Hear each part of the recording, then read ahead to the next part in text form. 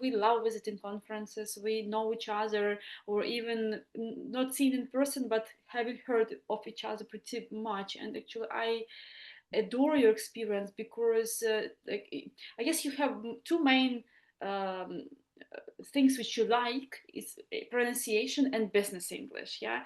And in terms of business English, it's so cool when the person comes from this business environment, so that you definitely know how it's working, especially if you have experience of working in international, multinational company, and you do have that living and studying in UK again. So you have such a vast experience that's which made you the person what you are right now, and that's actually so great, with a lot of qualifications in teaching, like apart from Salta, Delta, and so other things. Yeah, so wow.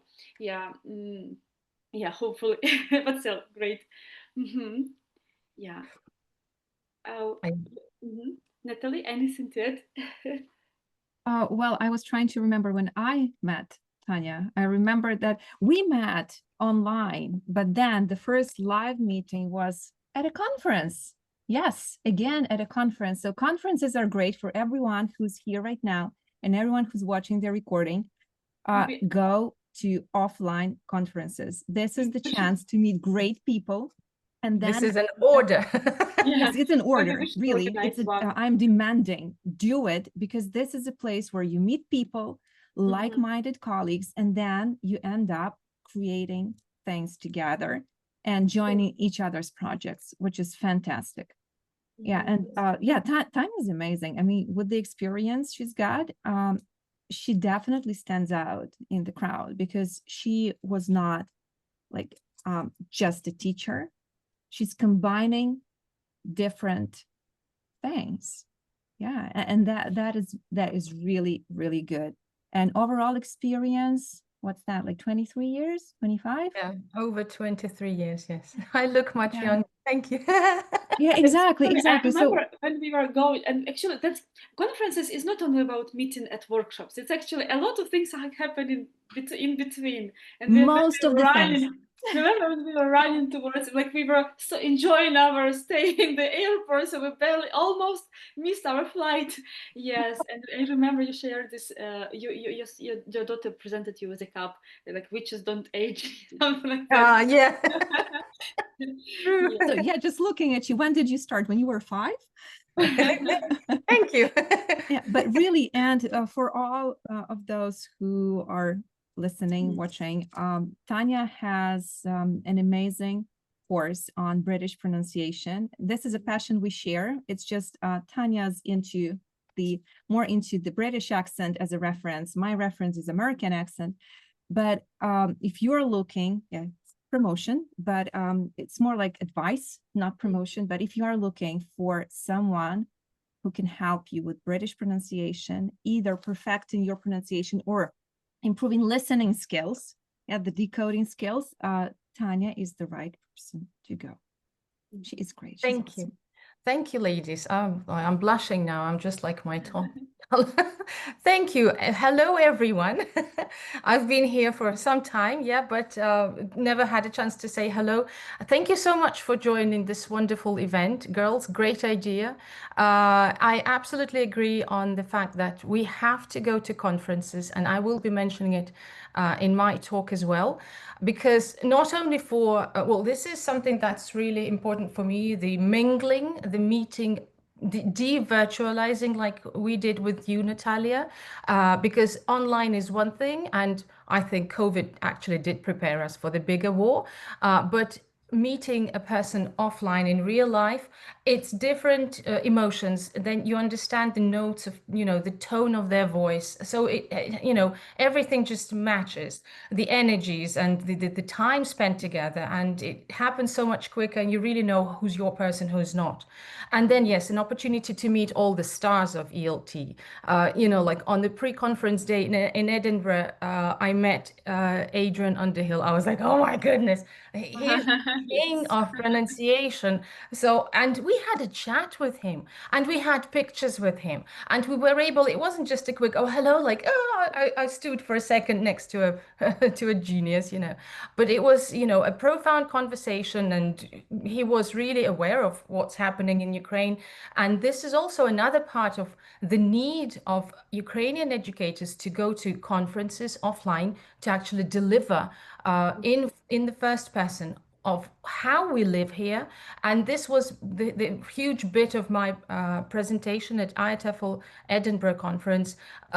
They try to deliver from first hand how we teach, how we survive, how we cope, and how we succeed, actually. So this is extremely important because then these people know you physically and they understand it's not just a line they read in the newspaper during the coffee and then they flipped through it meaninglessly, but this is a living person. Then you get a message from Hugh Deller, are you guys all right this morning? Or from somebody else, and they understand this is happening to us day and night. So it's extremely important.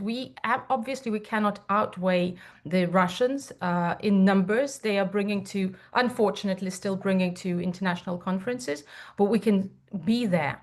And the more of us there are, the better it is because we are able to deliver our message. So, ladies and gents, do consider going to conferences because it's extremely important, not just for you professionally, because we're all egoists. It's good, it's healthy, it's correct.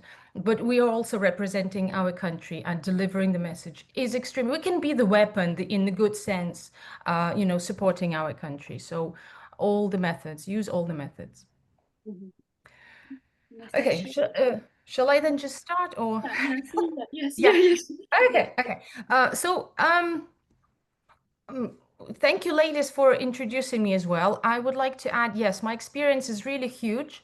Uh, can I start sharing then? Yeah, yeah, yes, yeah, Okay. yeah. You need to.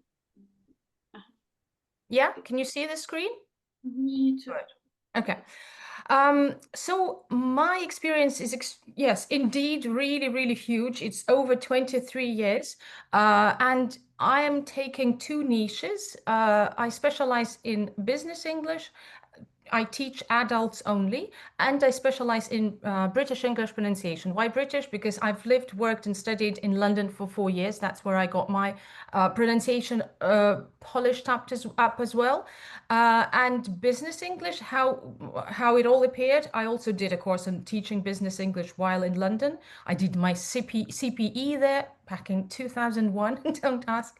That was a long time ago, but really, really great. And I've worked in a Dutch bank for 11 years. I did 2 years as an interpreter there. And if you ever have a chance to dive into interpreting, oh, go for it.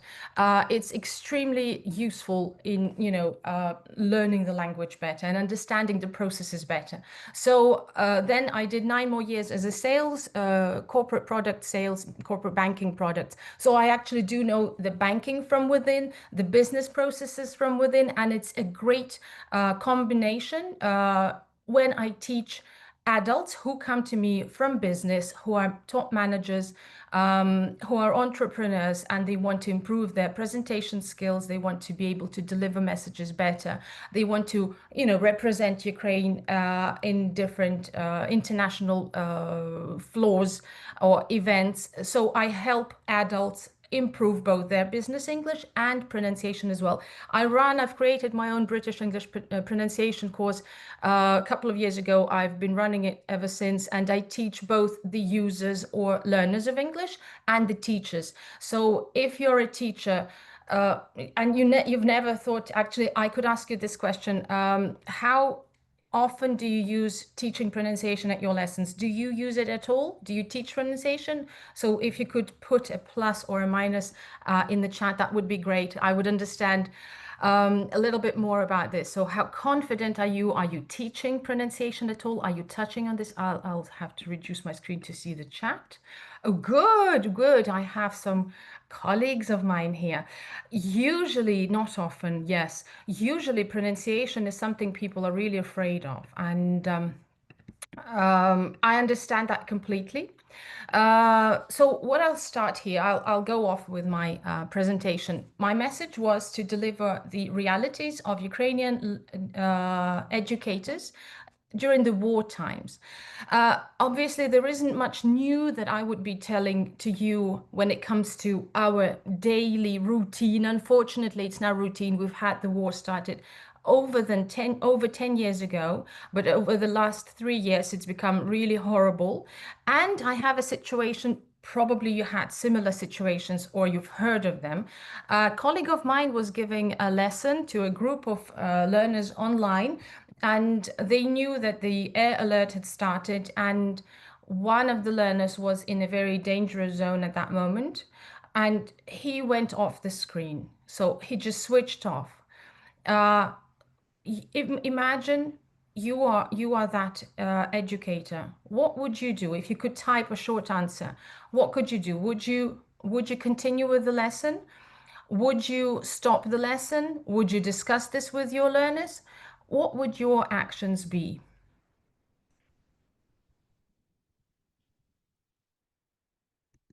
I don't see anyone typing in. Okay, so if there are no answers, ask if they want to continue. Yes, good, a good version. Any more versions? Would you stop the lesson or would you continue? The same, ask, suggest taking a break. Yeah.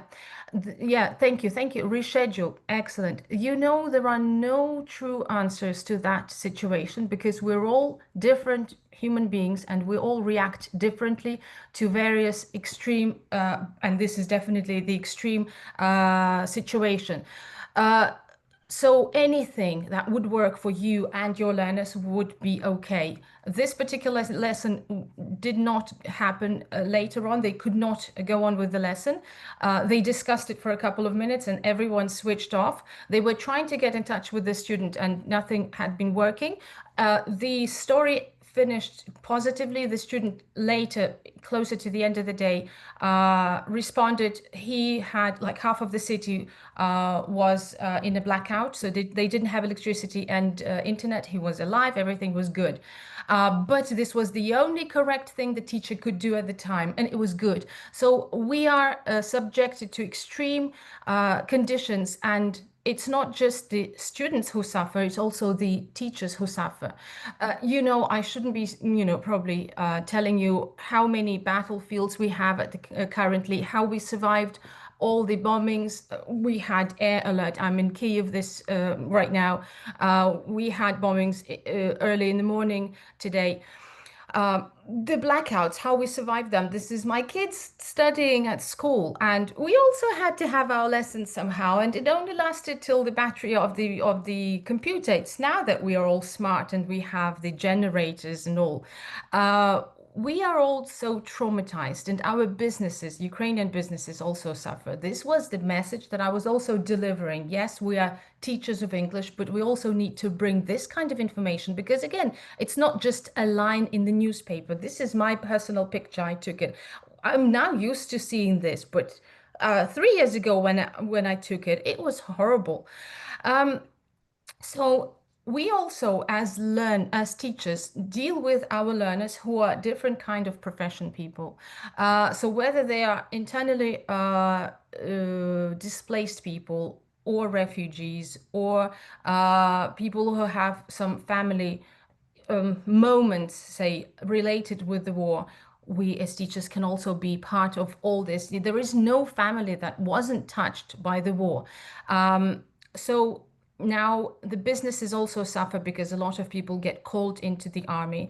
So you know that usually now it's the male professions that are being taken to the war, to the front lines, and they are now being replaced by women as well. And quite often men who are being called to the front line are the English speaking ones. So they need to be replaced by the similar ones. So the question is whether the companies require English, whether we need English in the war times. We have a lot of veterans, we have a lot of people with injuries, and it's quite often difficult to deal with the students because they are all also coming traumatized to our lessons, having moments in their families related to the war. Again, what as teachers we have to think of first, both for ourselves, so we shouldn't be forgetting about us, and for our learners. So usually it's the basic things, the security. So we have to, our brain has to understand that we are not in danger. So it's impossible to study under the bombs. Yeah, we have to make sure that we physically are safe and are able to have the basic needs settled. Life and work conditions have to be proper, so we have to have light, warm, warmth, the roof above our head, food. Our kids have to be in a safe place, and obviously the mental state. I know that we as teachers quite often may seem to be acting or need to be acting as psychologists, obviously to a certain extent. But where does English come in over here? Do we actually need English in all this? And the question I asked, myself, like, do my learners need English? The answer is always yes. And there are a couple of reasons to that, because English distracts. It helps our mind, our brain to switch from negative bit that we have, the surroundings, this burning background, but we can switch, we can distract our brain and do something useful for ourselves, as if we're learners.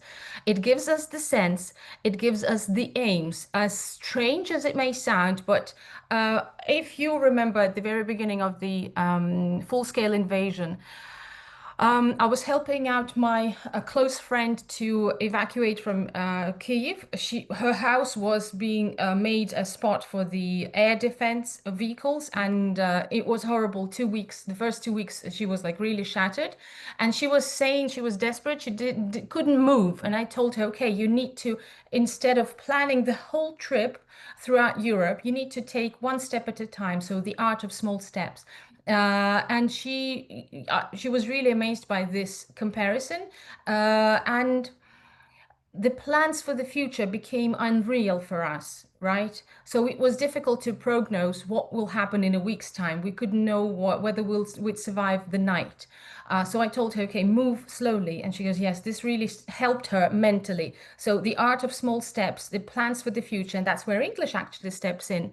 If our learners know that we have our English lessons on Tuesdays and on Thursdays, life seems to be a little closer to our old type of life where we could plan. And there are certain islands of stability, even if it's just English, but we'll have my lessons on Tuesdays and on Thursdays. And this gives us the feeling, oh, okay, we have some things that we can plan. Our people often get surprised by how Europeans are used to very calm lifestyle, and they plan their holidays 1 or even 2 years ahead. We don't have this in Ukraine. We need to be able to survive the night. And actually, what helps us here as well is one of the strategies I am personally definitely using is the sense of humor. We, with our friends, always joke that, we don't know whether we'll survive the night. So, before I go to bed, I better be wearing my best underwear just in case my house gets hit. They at least find me, nicely dressed up. So I know it's dark humor, but this is this thing that keeps us, afloat. So it's one of the strategies to laugh at ourselves as well. So talking about Ukrainian businesses, and because I teach business English, this is part of what I feel is really important. That's where we find English helping ourselves as well. We expand to the West and look at how our refugees, a refugee used to be a very differently shaped object before Ukrainians became refugees. So the portrait of a Ukrainians actually reshaped the portrait of a refugee in the West, whereas before us, it was always considered to be, a person who's always in need of social help and doesn't want to work for years. Ukrainians mostly, I don't say for all, unfortunately, but in many cases, Ukrainians are really hardworking. They go to, I don't know, Poland, other countries. They open their startups. They start paying taxes. They expand. They open, more chain networks of their businesses. So we become known as very hardworking, as a very hardworking nation. Locally, we had this legislation. I don't know how well it's going to go, supporting English as business languages in Ukraine, although I truly believe that we first need to take care of Ukrainian language and then look out to English. But still, it's a nice, I don't know, hint onto what we are looking at, what we are aiming at in the future. And that means we as teachers of English will most probably never gonna lose our jobs, because there's always going to be a need for English business-wise as well. Ukrainian businesses grow also, thanks to the war. We have a much better picture of equalizing the gender inequality in businesses, because every fourth, this was a pleasant surprise to me. Well, if I can call it pleasant surprise in our circumstances, every fourth business was opened by a woman. Obviously, we understand the reasons why, but also it gives the boost. Well, like our Ukrainian women were always like, I don't care what side your hat is turned, right? They say that we used to have women handling things around here in the ancient prehistoric times. So no wonder our Ukrainian woman is always so strong and supportive and can open business, can run it. We have lots of projects that are supported by both the government and foreign countries as well, where, for example, reskilling, where women are learning typically male professions like truck driver. So it's amazing how Ukrainians are quick to adapt, quickly act, because we've always lived and survived under extreme circumstances. Yeah, we are on the crossroads of various trade routes in the world, in Europe, between Europe and Asia, and we've always been a wanted piece of land for other countries. So we always had to learn to protect ourselves, and that's why we're so quick in making decisions. Okay, the startups that became really, really popular around the world and worldwide known names, actually. So, Preply, Grammarly, all created by Ukrainians, and people actually know and use them. So all the negotiations when it comes to receiving the grants to support local businesses, debates or negotiations or talks with foreign governments, with other business representatives, they all start with English. So that's where we, as English teachers, are definitely going to be needed in the market. So can we actually do this at all? And yes, so this is what I'm never gonna stop saying. Girls and boys, ladies and gents, keep going to various conferences, to especially offline events where you can shake hands, give a hug, de-virtualize, present. If you are afraid of huge audiences and public speaking in general, but as teachers, I'm not sure that you are afraid of public speaking, have a small talk, have a short presentation. Try, do it with small steps, one step at a time, or even go as a participant, but mingle with others, get to know people around, and deliver the message. Deliver how we are teaching here, in what circumstances our learners are learning and achieving great results. So it's an absolute pleasure to be part of this ELT community. And thank you, girls, once again for organizing this. Trust me, there is nothing better than an offline conference where you have a like-minded circle of people, a circle of like-minded people. So go, even if you don't start with, I don't know, with a foreign conference, but just with local ones, it's still a great opportunity to meet and greet and know people around. And then, taking this experience, travel around, especially remembering Natalia's offer to have a sponsorship to go to IATEFL next year. I would definitely use this opportunity if I were you. So, as I mentioned, he who adapts quicker wins and survives. The first picture is my old generator at home. We now have a bigger one. Obviously, we don't have the blackouts anymore. I touch the wood, but still, we are all ready now. We quickly find the way out and then move and create something else. So, where does pronunciation come into this? You'll ask me. In fact, when we talk about the stress that we're all living in, that we've been living in for the last 3.5 years, and it touches both the teachers and our learners, we come in very tense and stressed. I have musical education, so I sing and I know how to work with my voice. And I know if I am tense, I cannot produce proper sound. I cannot produce proper notes. Talking is very similar. So if we want to talk, and it's not just about the pronunciation, and trust me, I'm not the person that rushes after a perfect accent. No, I support only intelligibility. So we have to be understood and we have to be confident how we feel about ourselves, our speech. And our pronunciation. If we are confident, even if we're, not perfect, we don't have to speak like native speakers. That's okay. So as long as people understand us and we're happy with how we speak, that's great. But to achieve this and to get a better lesson outcomes when our learners come in stressed because of different reasons. It not necessarily has to be related to the war. If you teach international students, this will be applicable too. I love using at both my private lessons and at my pronunciation course, which is also, by the way, great for teachers. So it's not only I teach how to speak normal people. I wanted to use this one now. Obviously, it's not just for learners, but also for teachers of English. So the psychological, and physical relaxation. I love doing some breathing exercises, some muscle relaxing exercises, and some mouth relaxing exercises because pronunciation is a physical thing. It's work of our muscles and it's work with the muscle memory. It's like going to the gym with your mouth. My favorite comment from the first lesson of my pronunciation course was when a learner the next morning wrote to me a message, Tanya, my muscles in my mouth hurt. У мене крепатура в роті.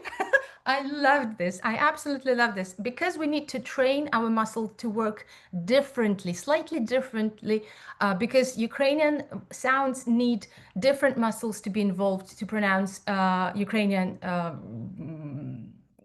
sounds. Yeah. So what we do is, and I would like to ask you now to do this with me. So when we start the lesson, and you don't have to do it every time, but if you know that you are stressed or one of your learners or some of your learners are stressed, let's start with just simple exercise with breathing and relaxing your shoulders and your neck and, so lift your shoulders up and down 4 times. We'll do the minimum now. Do it with me. It may look strange. Well, the next exercises may look strange, but trust me, even the big bosses do it. And we just, go laughing. Then draw circles with your shoulders 4 times backwards, 4 times front. Then bend your head to one side to another 4 times, slowly and nicely. I don't want you to harm yourself. Then turn your head to the left, to the right. Again, 4 times. Do it 4 times if necessary. Again, right, or draw circles. One side couple of times, another side couple of times. Now you might feel that your neck and shoulders are a little bit more relaxed. Don't forget about breathing during this. Breathing actually matters a lot when teaching or learning pronunciation because one of the reasons is when we are, for example, delivering a speech or when we are having a lesson, if we're a teacher, for instance, and we don't have enough air in our lungs, what are we trying to do? We are trying to speak faster to make it till we breathe in. When we try to speak faster when we are running out of breath, we don't think about pronunciation. It's the last thing that we will think. Okay, so then we just drop it and it is horrible or not as good as we would want it to be. So remember to breathe in and take pauses when you're speaking. Okay, the next kinds of exercises that I really support doing, and I love doing it at my lessons, the mouth relaxing exercises. If you work with me, do this. So we do the kiss and then a smile 4 times. Now do the kiss and then draw with the kiss 4 times to the one, circles 4 times to the one side, 4 times to the other.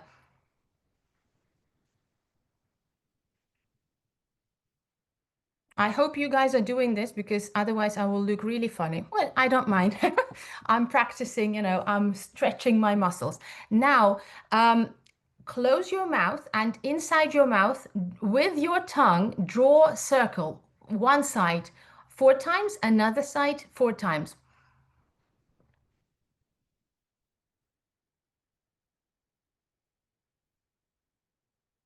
Okay. Now poke your cheeks one side and to the other side with your tongue inside your mouth. Lips are closed.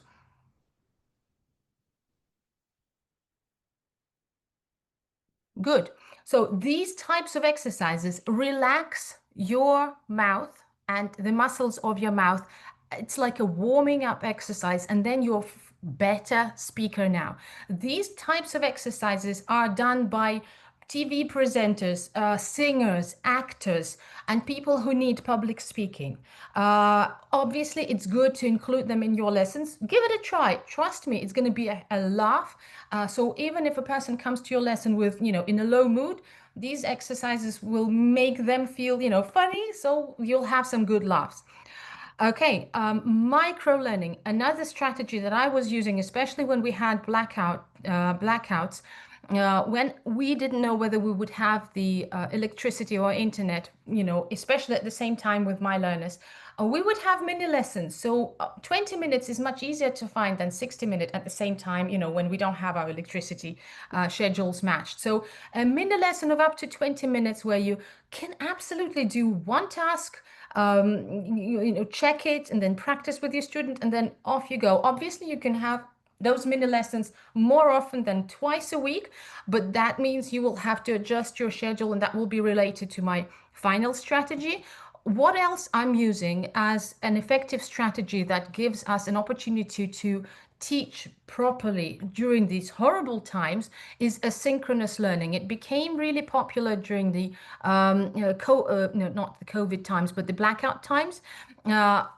It really works with my pronunciation students. So pre-recorded lessons, audio or video, I'm sending them to my learners. They are doing them whenever they have access to internet, they have time, whatever, when they are, in a safe place. If we have a bombing at the moment, then they do the exercises or the task, and then they send me back their recording. So in terms of pronunciation, these would be the audio or video recordings. This is also another tool that you could use with your students. If you mentioned, most of you mentioned that you're using pronunciation and teaching pronunciation at your lessons. Don't be afraid to record yourself and send them the task, and ask them to send you their recordings as well, up to 1 minute or one sentence. This gives them the ability to analyze their speech, to hear them say on a recording some things. Usually the first reaction is, oh, I hate my voice, I hate the way I sound. But if you do this regularly, they will start loving their sound. They will start to learn to analyze it. Okay, I made a mistake here, but this sound was really good. Oh, I need to work on this one a little bit, just a tiny bit. You as a teacher can be their guide as well. And it's really important for teachers to have a proper pronunciation. Again, I'm not saying the perfect accent or anything, but we are as role models for our learners. So we really would need to have to check our pronunciation as teachers, so that we are also teaching the right thing. Final thing, last but not least, that I want to mention about the effective strategies in horrible times, in teaching during horrible times, is the flexibility. I know it really can hit the earnings of a teacher, but for example, I work with adult students. They're usually the business people, and their timetables are horrible in terms of they're always packed. with many students, we have an agreement that on Mondays we are writing to each other, okay, what is the timeline for today? And then we agree on a certain day. Obviously, it doesn't give me, as it usually happens in language schools, exact timetable and steady income, but it gives me the loyalty of my learners. They appreciate it. I don't have a cancellation fee. So if they write to me 5 minutes before the meeting, oh, Tanya, sorry, I have a trip that's come up urgently, or I have another meeting, I don't ask them to pay me for that time. I always have some things to do for that time. Yes, I receive less, but I then get their loyalty, and that matters more to me. So be flexible. Again, I know that it's an understandable thing to all of us. Uh, then we get this response back from our learners. Then we get the relationship, because our learners don't need a screen, they need a human being. Actually, I had a really nice case when a learner, a teacher of English, came to my pronunciation course, and she said, I've been working with an AI app, and I was trying to work on my own because she's a teacher. She's studied pronunciation maybe at university at some point. So she thought she would be able to cope. And she said, I was recording the exercises. Then AI would respond back, oh, this was wrong, correct it. And she said, I didn't understand how to correct things. So eventually, after this kind of work that didn't bring her any good results, she said that she understood that she needed a human being. So I always like saying that AI will not replace teachers.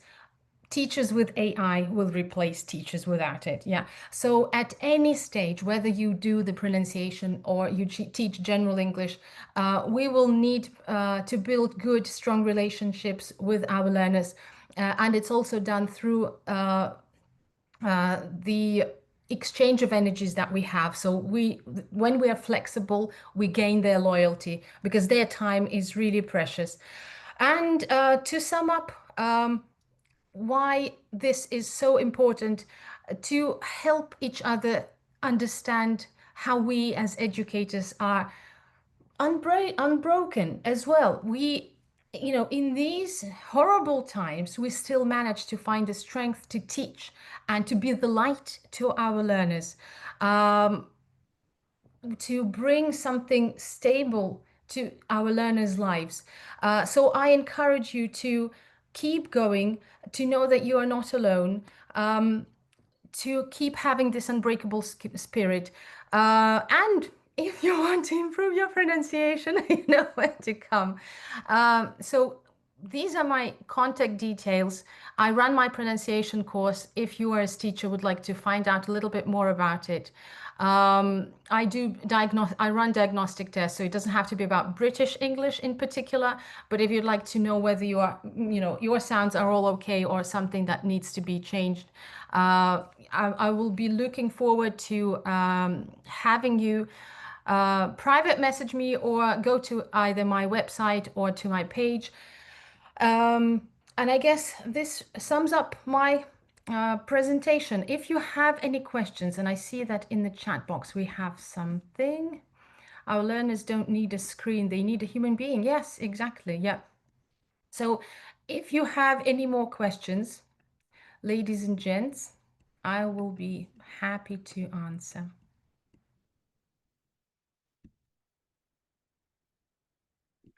I guess everyone is impressed. Thank you. So remember to go to the conferences. It's really important to deliver these kinds of messages. Trust me, foreigners, they go like, "Oh, really? Are you still being bombed?" They don't hear about these things. And they don't realize that we teach under the bombings. I had, again, one of my cases, I had a student, he is American. And his girlfriend is Ukrainian, so he's learning Ukrainian, and he wanted to improve his speaking skills. And if you remember, last summer we had Ohmadit bombed, and one of the first bombs, it's just very close to my home, and we were having a lesson, and then he jumped because he heard the explosions out of my window. He goes, "Tanya, maybe you need to run." I said, "Yeah, probably I need." So, they don't realize we have this. So your presence at such conferences, your voice really, really matters. Foreigners are really reluctant to think that if they keep inviting Russians to conferences, they're trying to whitewash them. They don't even think about this. But what happens is they're trying to put on the same level the victim and the aggressor. And this is something that has to be told to them. They don't really understand that this is happening. I'm not even mentioning that they are selling the courses to them, or they're selling, they have them in their groups together with Ukrainians, and then they go, like, well, it's just enough to put Ukrainians and Russians in different breakout rooms. No, it's not enough. For example, I recently had a course. I was a student at that course. This was a course on teaching pronunciation to teachers. The guy is from London, and our group had only 5 learners. And one of them was obviously Russian, but she then changed her name to Hebrew. So I understood that she escaped to Israel, but that doesn't change a thing to me. And I didn't say anything, but I felt really intimidated throughout all of the 10 meetings that we had. I didn't feel comfortable. And then at the end of the course, we had a final feedback session with him, one-on-one. And I told about this to him, and he was absolutely shocked. He didn't realize that we had a problem. Ukrainians would have a problem with this. And I said, we don't feel well with Russians in the same, study process. And I said, it's like to put the Jews and the Nazis together. And he was shocked. He didn't even think from this perspective. So this is why it's extremely important to deliver these messages and to tell this to them, because this is not right. This is not right. So I hope you enjoyed my speech, my presentation. I hope you found it useful. What else can I say? Thank you. Thank you. Thank you so much. Thank you for joining us and for supporting this initiative. Because when we just started, we did not expect this to be so big. But with your help, with the help of the speakers and all of those who registered, this has turned into a very special event. Yes, and a very special additional thank you, Tanya, for repeating so many times the fact, I'm going to call it the fact, that we need to go to conferences and we need to go and be present there. We cannot erase those Russians, right? But we can make our voices louder. Yeah, we need to show that we have a lot to share and we have the quality. So thank you for this. That's very, very important and resonates with me a lot. Yes. Thank you. Thank you, girls, for a great idea, for having us all here. To all the participants, I wish great sessions tomorrow. If you missed it and you're watching on a video recording, I hope you also enjoyed it. So thank you all for joining. Thank you for spending your time with us today and all the other days too. Thank you. Yeah. Thank We are you. going to have recording on our YouTube channel, so yeah, you can also rewatch it if you need to note down some activities. Actually, yeah, the activities are really great, and because we go to the gym to train muscles in the body, but we forget about our face. Exactly, but this is truly so important. I'm saying, you just relax physically and then you start off the lesson at a very different note. Did you do the exercises, girls? Yes, yeah. Of course. I always have in the morning my balloon. If I don't have time to at least I blow it. So yeah, definitely. Actually, the balloon exercise is really good for your lungs. That's what my girls, I have 2 daughters and they both studied at the musical school, so they learned to sing jazz. And our teacher had, we don't have these just ordinary balloons, but the huge ones with the rubber band, like that blows up like this big, like really physically this big. So they would blow the air into this balloon, jump at the same time, and sing at the same time. So this was the exercise to practice the amount to which your lungs can stretch with and without the air. Yes, I'm telling you, it was extremely difficult. Sometimes, well, without the balloon, the girls would take the jumping rope and they need to sing while jumping. This also changes the quality of your voice, but that's a different story. But it's all related with work with our muscles, and the relaxation exercises, trust me, they bring fun and the needed effect to your lessons. Whether you're teaching pronunciation or not, or whether you're using it or not, it'll change the way your lesson starts immediately. So use it.